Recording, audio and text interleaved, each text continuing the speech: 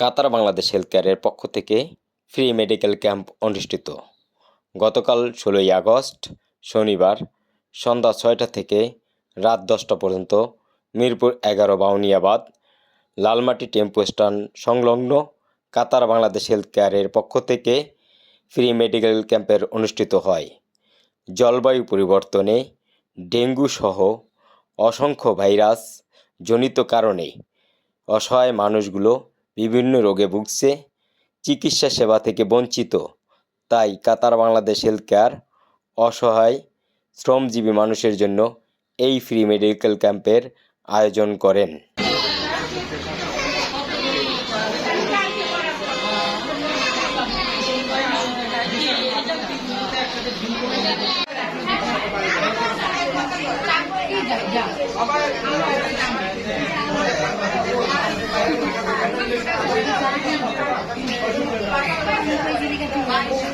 Gracias.